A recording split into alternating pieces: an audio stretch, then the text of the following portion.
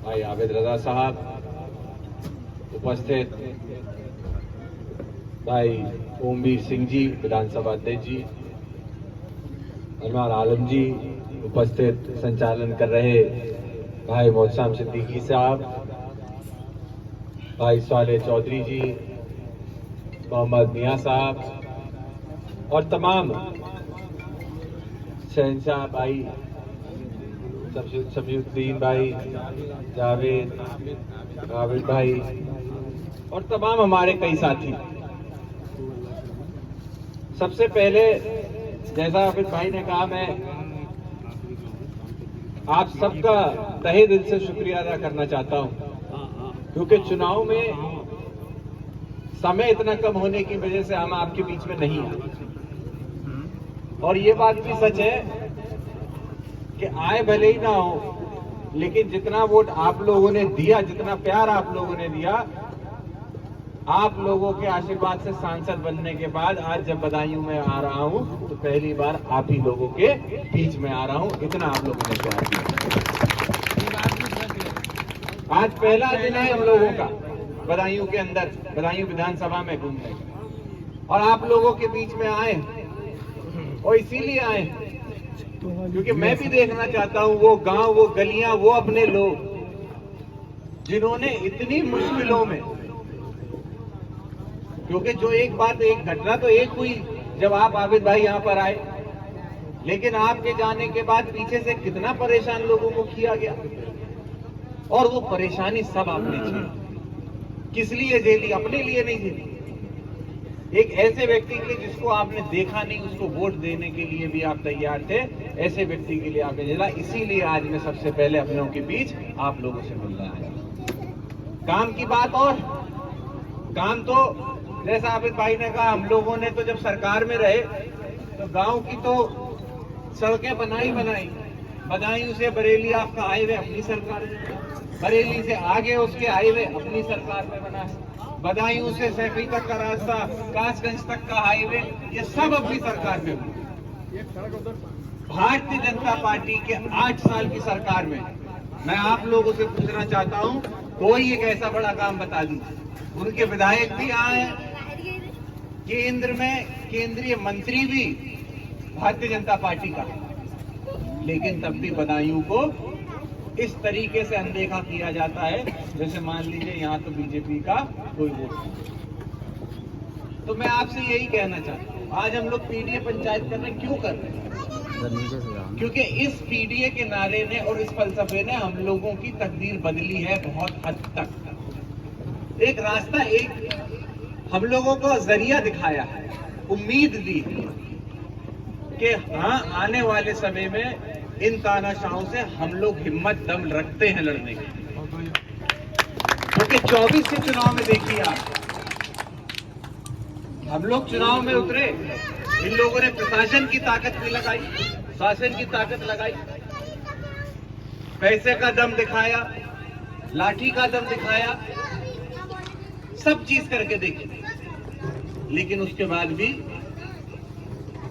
बदायूं को लेकर के जो उनके मन में था वो पूरा बदायूं में ना हो सके।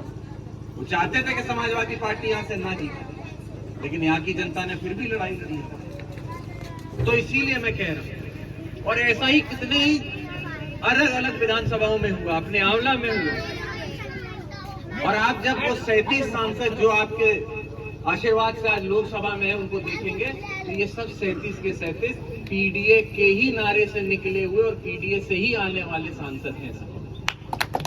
तो जनता ने स्वीकार किया है।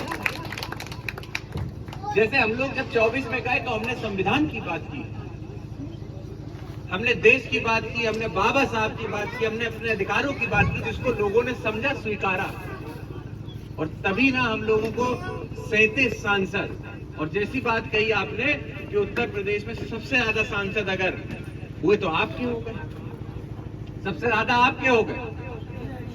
तो आज इस ताकत को हमें आपको समझना है और इसी ताकत को हमें और बढ़ाना है, क्योंकि ये भारतीय जनता पार्टी है, ये कोई भी पैतरा खाली नहीं जाने देगी। ये हर प्रयास करती है, भरकस प्रयास करेगी, फिर 27 में करेगी।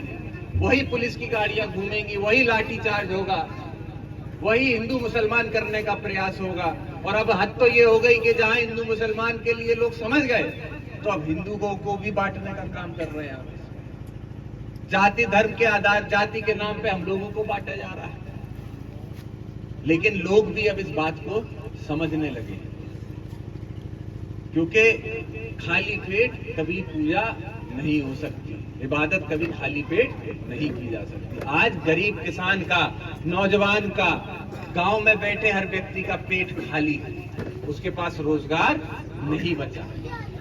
किसानों की आय दुगनी करने की बात करने वाले, आज जब किसान अपने हक की लड़ाई लड़ता है तो कितने 100 किसान मर जाते हैं, तो उनके लिए एक शब्द भी ये सरकार नहीं बोलती।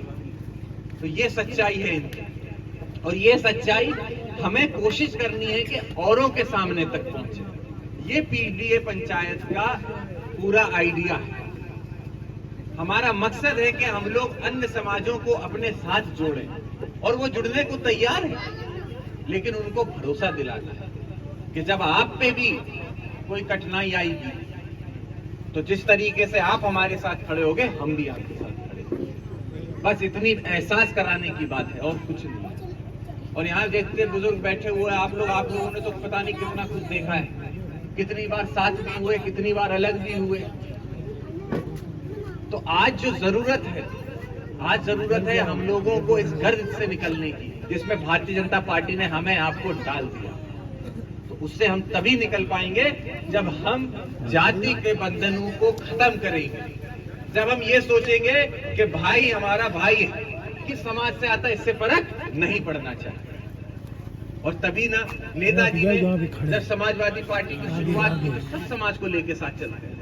अगर आप नेताजी को याद करें तो उनके मंच पे, मुझसे ज्यादा तो आपने आबिद भाई देखा और सब लोगों ने देखा, उनके मंच पे हर समाज का एक नेता होता था, और उसको सम्मान देते थे, सिर्फ वोट के लिए नहीं, उसको अपने दिल से उन्होंने लगा के रखा।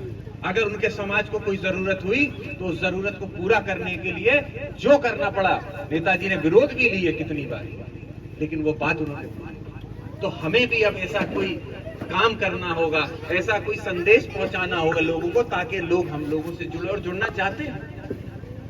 डॉक्टर समाज हम लोगों से जुड़ना चाहता है। उनको दिख रहा है कि उनके बाबा साहब के बनाए संविधान पे जब हमला हो रहा है, तो बाबा साहब को भी